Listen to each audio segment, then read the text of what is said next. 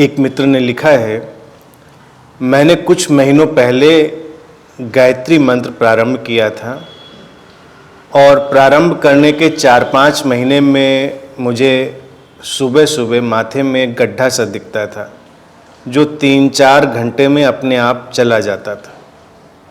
ऐसा 2-3 बार हुआ। क्या आप बताएंगे कि क्या था?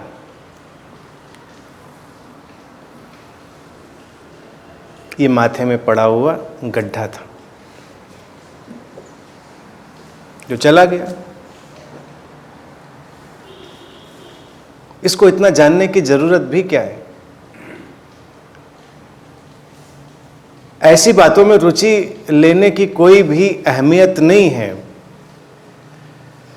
अब तुमने कहीं पढ़ा और सुना होगा कि मंत्रों में बड़ी ताकत होती है और उनसे तमाम रहस्यमय घटनाएं घटती हैं, शरीर में तमाम तरह के बदलाव घटते हैं। हो सकता है जिस कल्ट ने तुमको मंत्र दिया हो उसने भी तमाम बातें तुमको बोली हो। एक तो मंत्र प्रभावशाली होते हैं, लेकिन मंत्रों से जो लोग ऐसी जादुई अपेक्षाएं करते हैं वो सब व्यर्थ हैं, वो सब बेमानी है। शरीर में तमाम तरह के बदलाव घटते हैं, वो भी बेमानी है। तुमको जो महत्वपूर्ण चीज हमेशा देखनी है, चाहे वो किसी मंत्र से हो चाहे किसी ध्यान से हो, कि तुम्हारे अंतर जगत में क्या फर्क पड़ रहा है। और अंतर जगत में फर्क पड़ने से मेरा सीधा सा तात्पर्य होता है कि तुम्हारी शांति में, तुम्हारे ठहराव में और तुम्हारी प्रसन्नता में क्या अंतर पड़ रहा है। क्या वो बढ़ रही है, घट रही है, क्या उसमें अंतर पड़ रहा है। तुम्हारे माथे में गड्ढे पड़े, तुम्हारे माथे में रोशनी जले, तुम्हारे माथे में बिजलियां कौन है, इनसे कोई फर्क नहीं पड़ता।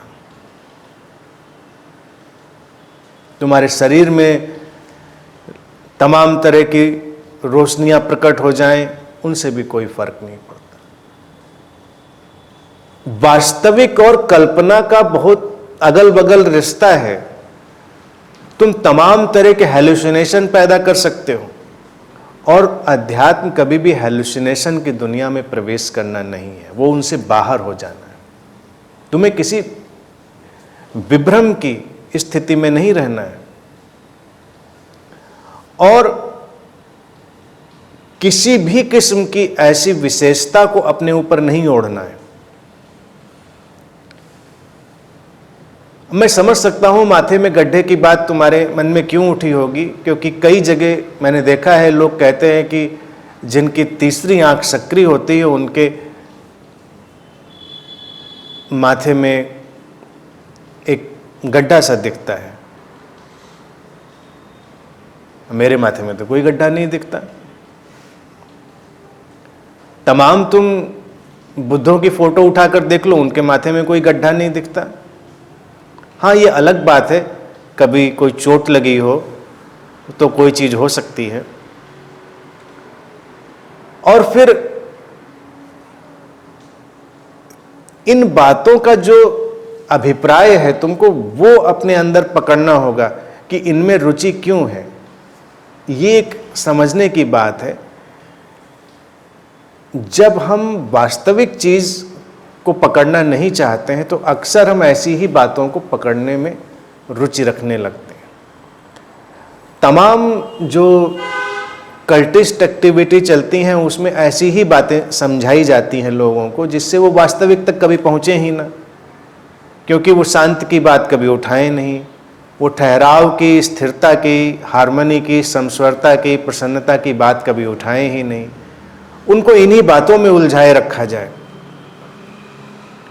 कि तुमको क्या दिख रहा है, तुमको सपने क्या आ रहे हैं, तुमको शरीर में क्या घट रहा है, तुम्हें किस तरह की चीजें हो रही हैं, और फिर लोग इसी में लगे। इनका वास्तविक जीवन में कोई प्रभाव है या नहीं है, तुमको तो वो आकलन करना होगा। और एक स्पिरिचुअली जो चलने वाला व्यक्ति है उसको वक्त वक्त पर आकलन करते रहना भी उचित है, क्योंकि तुम इस यात्रा में चल रहे हो तो यूं ही तो नहीं चल रहे हो कि जीवन में कुछ बदलाव आए इसीलिए तो चल रहे हो। तो मैं समझता हूँ 3 महीने 6 महीने पे एक बार ठहर कर देखना चाहिए कि हम जो कर रहे हैं, जो हम सारी अपनी साधना या जीने की कोशिश कर रहे हैं, उससे हमारे जीवन में क्या बदलाव है, पहले से और अब में हमारे अंदर क्या अंतर है। अगर अंतर आ रहा है तो तुम उसको आगे लेकर चलो, नहीं अंतर आ रहा है तो तुम फिर कुछ और प्रयोग करो, तुम समझो चीज़ों को, तुम जिससे भी गाइडेंस ले रहे हो उसके पास पहुँचो, उससे बताओ, उससे पूछो कि ये चीज़ काम नहीं कर रही है तो इसको हम आगे कैसे लेकर चलें या आगे क्या उपाय है। और आकलन करने के लिए बस यही स्थितियां हमेशा अपने सामने रखो कि आज 6 महीने पहले मैं जितना विचलित होता था, यानी कि मेरे अंदर का ठहराव जो स्थिरता थी वो इधर उधर हो जाती थी, जीवन के उतार चढ़ाव में, परिस्थितियों की कठिनाइयों में, उलझनों में, वो आज कितनी होती, उसकी मात्रा कितनी है। शांति हमारे अंदर अब कितनी देर तक बनी रहती है, कितनी मात्रा में बनी रहती है, और हमारी प्रसन्नता अब कितनी हमारे अंदर है, और अब वो किसी चीज़ पर आधारित है या वो अकारण है। इन सब चीज़ों को जब देखेंगे और देखेंगे कि हाँ अब अकारण प्रसन्नता बढ़ रही है, अकारण शांति का तल बढ़ रहा है, अब हम विचलित नहीं होते तमाम चीज़ों से, तो निश्चित बदलाव घट रहा है। तो उन चीज़ों पर ध्यान दें, इन चीज़ों पर ध्यान बिल्कुल भी मत दें।